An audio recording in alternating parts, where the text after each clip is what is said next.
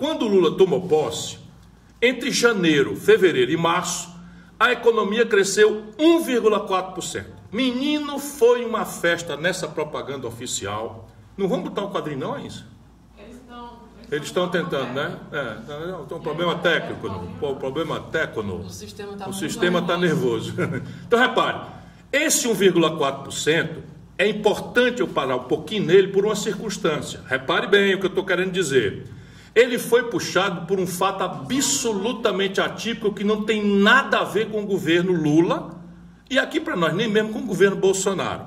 Mas é que na safra 2022, a safra foi plantada em 2022, a natureza ajudou, os preços das commodities, da soja, do milho, do boi, da galinha, do frango e tal, tudo bombou lá fora, no estrangeiro. Então a economia agropastoril chegou a crescer em alguns setores 21%. Como ela puxa transporte, o frete dos caminhões, os portos, etc, etc, esse número é quase todo, vamos dizer assim, falseado, embora tenha sido verdadeiro, mas ele foi todo falseado pela agricultura e pela pecuária e pelo petróleo, mas basicamente a agricultura. Então, basicamente. Tanto que acabou a safra, a nossa newsletter avisou, olha, isso é mentira, isso não é crescimento, isso é uma bolha, foi a inércia de 2022, etc, etc. Não deu outra. Chegou o trimestre, abril, maio, junho, a economia caiu já o crescimento para 1%. Ainda com o restinho da safra. Veja o que aconteceu quando passou junho. Julho, agosto, setembro. A economia vai para perto de zero. 0,1% para perto de zero a economia. E até agora, o IBGE não divulgou o quarto trimestre. Mas eu conheço as coisas como funcionam e vou repartir com vocês de onde é que a gente pode entender as coisas. Deve vir mais ou menos parecido com esse 0,1 se a gente não tiver surpresa negativa. O fato é uma escadinha. Então, veja bem, esqueça mês, ano, porque a vida, né, a gente divide, tem o ano novo, tem o carnaval, porque a psicologia humana pede isso, mas a vida é um contínuo. Então, repare, o que está acontecendo na escadinha? Dá para ver claramente, a economia vinha crescendo 1,4 para o trimestre, caiu para 1 para o trimestre, caiu para 0, a gente pode chamar 0,1 de 0 para o trimestre, e o quarto trimestre, que é o último que acabou, é o que anuncia o próximo que está aqui entrando. Esse que nós estamos, janeiro, fevereiro e março, perto de zero. Então a economia brasileira, aqui está o dado oficial do IBGE, não vai bem, está tendente à estagnação, à paralisia. Por que isso está acontecendo? Vamos ver o próximo gráfico que eu trouxe para vocês, tudo base dado oficial. Me mostra, por favor, Aísa, o segundo gráfico, que é o que mostra o investimento. Enquanto isso, eu vou explicar. Qual é a câmera que está comigo? Ninguém mais está comigo, porque o quadrinho sumiu também.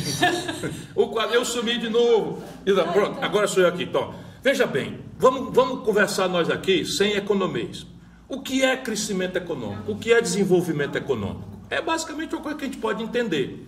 É uma loja nova abrir e a outra não fechar. Então, você tinha uma loja e abriu outra loja, então aí tem mais emprego, tem mais salário, tem mais imposto, então isso é crescer. O que é crescer a economia? É uma roça aumentar e a outra do vizinho não encolher. Aí sim, você produz mais 10 quilos, mais 20 quilos, mais uma tonelada em cima do que já vinha produzindo. Isso é crescer. O que é crescer a economia? É você empregar mais gente, sem destruir os empregos dos outros. E isso é crescer. Para acontecer uma roça nova, para acontecer uma loja nova, uma fábrica nova, é preciso que tenha investimento. Existe uma fábrica que nasça do nada? Ou crédito, mas investimento. Os economistas, ao invés de dizer assim, a grana que sobra para investir, eles chamam esse número, bota na tela, Aísa, por favor, de formação bruta de capital fixo. Como? Pois bem, para enganar nós, não, peraí, volta, é o próximo gráfico. Então por que esse daqui? Não, isso aqui é outra coisa, é aquele lá, vai lá. Ai, vai, eu não enxergo esse número aqui, eu não pedi para botar aqui. Vai desculpar, mas é o seguinte, é porque eu já estou com as vistas meio obnubiladas. Então repare, o conjunto de investimentos que o país tem, ou seja, acabou o ano, nós produzimos 1 milhão de riquezas. Então nós produzimos 1 milhão de riqueza, e quanto dessa riqueza que nós produzimos, nós comemos? Né? Então produzimos 1 milhão e comemos 1 milhão. Qual foi a poupança que sobrou para o país investir? Zero. Isso aqui a gente quer ver se todo mundo vira um assunto popular para que a gente não seja mais engabelado, enganado pela mistificação que a banqueirada paga na mídia e que os políticos fazem para enganar você, meu irmão, que está aí inadimplente, que está no SPC, que está no Serasa. Vamos falar sobre o número disso também. Eu rio para não chorar. Então, repare, o que um país tem de sobra, mal comparando, entre o que ele produziu num ano e o que ele comeu no ano, que ele consumiu, é a poupança dele. E isso vira o investimento que ele tem para rodar o jogo do ano que vem. Então vamos lá, a China, por exemplo, por que a China, mesmo em uma crise agora lateral, está crescendo ainda 3 tanto, 4 tanto o Brasil? E faz uns 20 anos que a China cresce 8, 5, 7, 8 vezes mais do que o Brasil. Porque termina o ano, o chinês está comendo mais ou menos 60% de tudo que produz. Ou seja, está sobrando de tudo que a China produz no ano, 40%, para eles escolherem onde vão investir para aumentar a produção, os empregos, os salários, a infraestrutura, as coisas que estão acontecendo. Os economistas chamam formação bruta de capital fixo. Então, a gente vai escolher, vai deixar esse palavrão para lá e vamos olhar quanto é a formação bruta de capital no Brasil. Pois bem, nós estamos mais ou menos com a menor taxa de investimento da história do Brasil. Se não tem investimento, meu irmão, hoje, não tem crescimento amanhã. E tudo isso já está escrito. Quer ver? Veja, venha comigo aqui. Está ali o tal FBCF. Mostra ali, Gisele? Ah, mas não aparece não. No canto esquerdo do que eu estou olhando aqui, FBCF, Formação Bruta de Capital Fixo. Esse é o gráfico. Então, repare.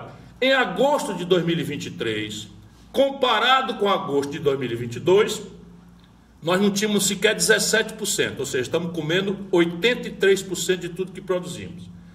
Caiu 0,4%. Em setembro, caiu mais 1,7%. Em outubro de 2023, agora com o nosso Lula, caiu 1,9%. No trimestre, no segundo, caiu 3,5%. Quando a gente olha comparado em 12 meses, ou no ano, caiu 3,4%, ou seja, já era muito pouco, já era muito precária a taxa de formação bruta de capital do Brasil, o dinheiro que sobra para investir, para abrir novas lojas, fazer infraestrutura, fazer prédio, construir prédio, enfim, tudo isso que eu expliquei para vocês, não quero ser chato, está muito baixo, 16%, 17% e caindo, ou seja, se não tem investimento hoje, não tem loja nova amanhã. Se não tem loja nova amanhã, não tem novos empregos amanhã. Se não tem nova loja, não tem novos empregos, não tem crédito, porque você não tem renda para lastrear seu crédito, a inadimplência vai crescer. E se não tem crédito, não tem inadimplência, não tem investimento, o país está parado, a economia está em retrocesso ou em estagnação. E aqui está o número. Em 12 meses, caiu 2,7%. A manchete ali está 2,5% para arredondar para baixo, porque a propaganda da nossa mídia, a serviço de bilhões de reais que o Lula dá de propaganda, é mascarando até as evidências. No ano de 2023, caiu 3,4%. Olha, se um negócio desse acontecesse na Europa, onde as pessoas acompanham isso e têm equipamento para entender, os governos caíam. Mas veja, então repare, a economia está caindo, a condição da gente olhar o futuro sem ser profeta é olhar se está acontecendo investimento, em que ela está em queda hoje, mas o investimento está aumentando, então ela vai crescer amanhã. Aqui está evidenciado que o Brasil não tem. Qual é a primeira consequência disso? Vocês devem ter acompanhado o governo se pabulando, que é como a gente chama aqui o autoelogio, o elogio em boca própria, de ter produzido no governo de 2023 1.483.589 empregos. E tome propaganda, e tome conversa mole, e tome não sei o quê. Olha, eu acompanho isso. E tem um conterrâneo meu, que até o grande pintor e artista multi-habilidoso, Totônio Laprovita, nós temos um amigo em comum que é o Toninho da Meruoca. Eu cito sempre o Toninho da Meruoca, porque o Toninho da Meruoca não teve condição de estudar, mas o bicho é danado de inteligente. E eles simplificam as coisas que a gente passa meia hora explicando aqui. Se eu entregar para o Toninho da Meruoca para explicar o que é formação bruta de capital fixo, ele desenrola isso numa frase. Pois bem, o Toninho da Meruoca, olhando esse número aqui, ele vai dizer o seguinte: doutor, tá bom, mas tá ruim, né? Olha que genial o que o Toninho da Meruoca está dizendo. Então, você saber que 1 milhão, num país de 200 milhões de habitantes, certo? Criou 1.483.000 empregos, 589 para a gente não esquecer nenhum, cada emprego desse é muito precioso. O governo está dizendo que é muito bom, e eu concordo, é muito bom mesmo. Mas vamos olhar como é que está o filme. Então, em 2023, criaram-se 1.483.589 empregos. Porém, como era isso em 2022? Sob o governo do terrível Bolsonaro, que nós sentamos o pé, sentamos a linha, e ainda acho pouco que a gente fala mal dele e tal. Pois bem, sob o governo Bolsonaro, o desastrado, o saldo de emprego em 2022 foi de 2.013.261 empregos. Ou seja, o saldo caiu de 2.013.000 para 1.483.000. Esse é o filme. Só que a gente olhando para trás, só para não pabular o Bolsonaro, que não merece pabulação nenhuma, eu estou mostrando a economia brasileira, tanto faz ser Chico ou Manel. O saldo em 2021, quando acabou a pandemia, foi de 2.780.155 empregos. Vocês estão vendo aí, ó? Então veja bem, em 2022, a economia brasileira, 2021, a economia brasileira gerou 2.780.155 empregos. No ano seguinte, caiu quase 1 milhão. Caiu para 2.013.261 empregos. No ano Lula, que vive aí acelerando a polarização e a conversa mole, não sei o que e tal, caiu para 1.483.000 empregos. Olhando esse emprego, radiografando esse emprego, eu tomei esse aqui, a fonte é o Ministério do Trabalho, mas os jornais publicaram sem maior explicação. Esse quadrinho que está chureado ali é vermelho, é, Gisele? O de baixo? Aqui? Não, em cima, esse quadrinho está... laranja com azul. Laranja com azul aí, isso é o estudo que nós fizemos de quantos desses empregos não são emprego de verdade. São essas coisas de você contratar o cabo do dedo na mão para a unha e tal, e pagar menos do que o salário mínimo. Eles chamam de trabalho intermitente. Fruto da reforma trabalhista, que o senhor Michel Temer promoveu e que o senhor Luiz Inácio Lula da Silva, com os sindicalistas, tudo caladinho, tudo pelo bico, caladinho, né? Eu nunca vi um país de governismo tão absurdo em que centrais sindicais, que são teoricamente os porta-vozes dos trabalhadores, está tudo calado nessa esculhambação aqui. Então repare, 17,2%, 1 em cada 5 empregos que eles estão se gabando de ter produzido é sem carteira assinada, é só trabalho intermitente, não tem direito a nada, nem a férias, nem 13º, nem aposentadoria, nem licença férias, nem remunerada, nem coisa nenhuma nessa neo-escravização que foi implantada pela reforma trabalhista e mantida exatinha pelo PT e pelo Lula, como eles culambavam na época que foi feito. Isso é que me comove e me zanga. Então, repare, o país está decrescendo, caiu de 1,4, é o primeiro gráfico, 1,4 para 1, para 0,1, tudo indica que vai para 0. O país não tem mais capital, não tem mais investimento, então caiu 3,5% no ano, ou seja, não tem crescimento hoje e não tem investimento para garantir o crescimento futuro. O efeito disso é a escadinha do saldo do emprego, do jeito que vai para 0 já, e não tenha dúvida que vai aumentar. Essa escada vai continuar caindo, o saldo de emprego vai continuar caindo. E o que acontece quando o emprego cai? Quando a possibilidade de emprego cai? Muita gente precisando trabalhar, muita gente precisando pagar as contas, muita gente com filho para criar, se obrigando a vender sua força de trabalho a troco de cada vez menos valores. E aqui está o quadro, o penúltimo quadro que eu mostro para vocês o que está acontecendo com o Brasil. A participação dos salários, da soma dos salários da classe trabalhadora, da classe média, dos trabalhadores, na renda nacional.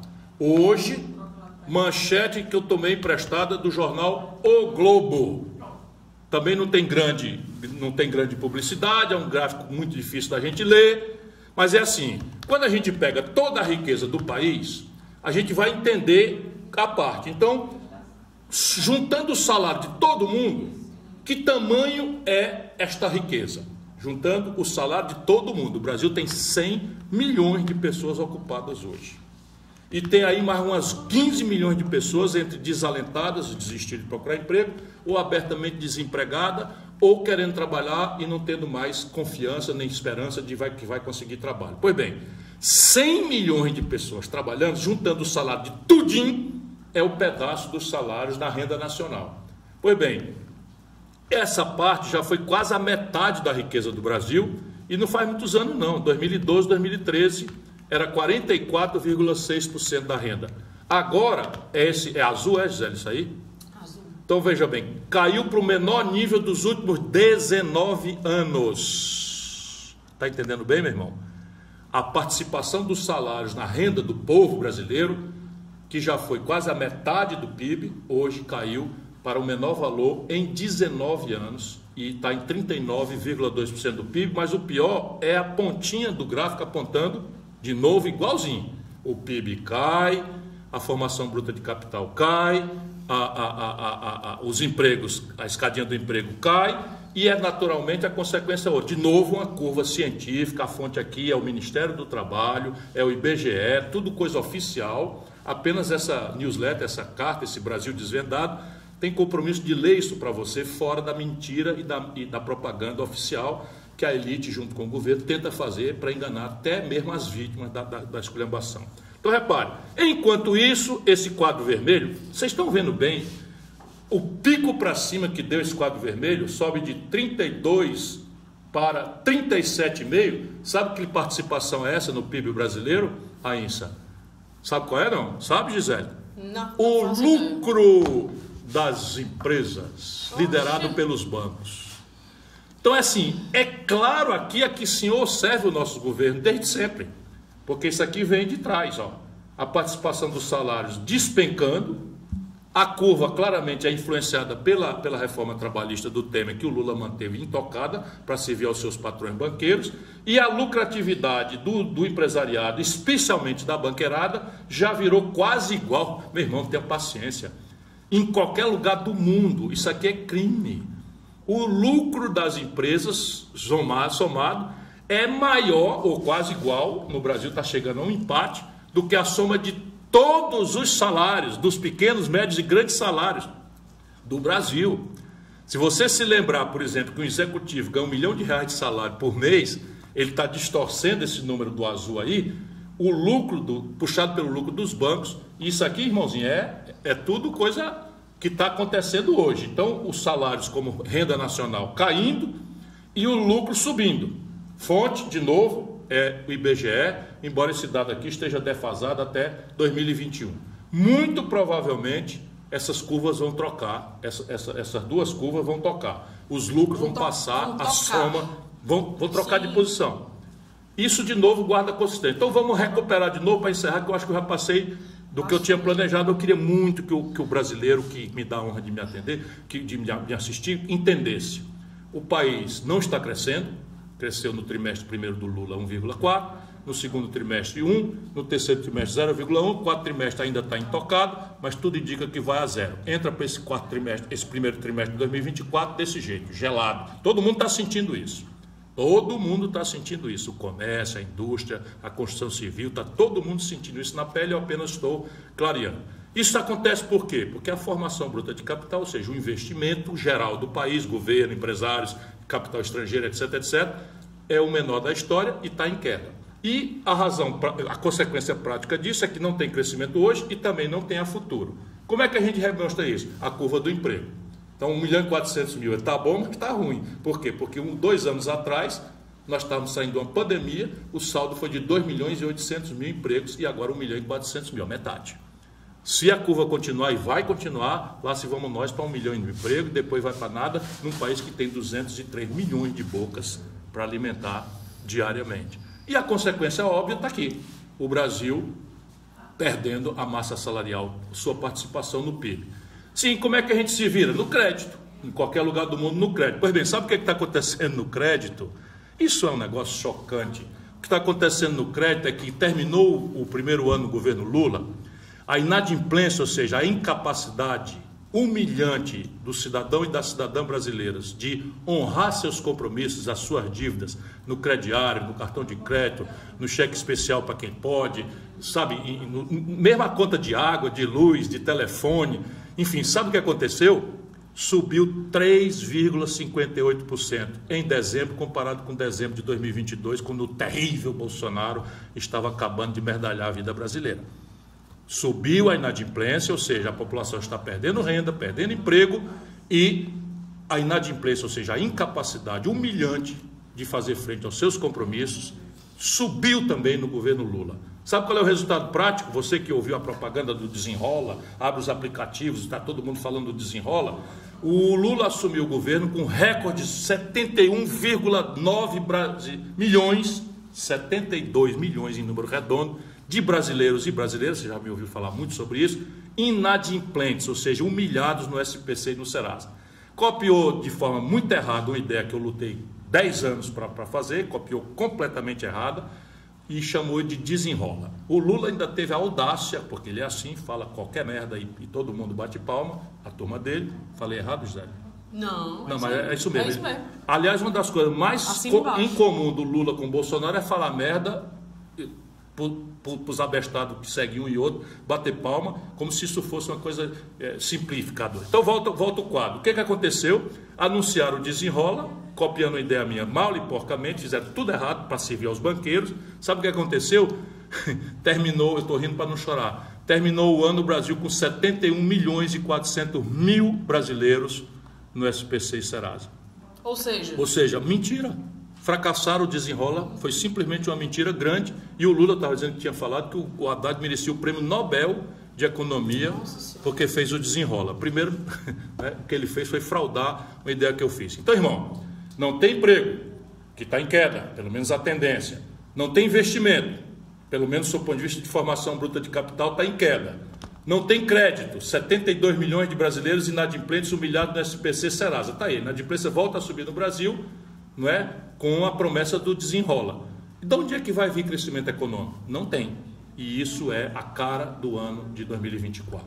Pode mudar? Pode. Mas o governo tem que mudar o modelo econômico, a conduta do Banco Central, a conduta fiscal, o conservadorismo reacionário e servil do Haddad à banqueirada. E isso, infelizmente, não parece, nem de longe, que Lula tem vontade ou mínima coragem de fazer. Essa é a tragédia brasileira.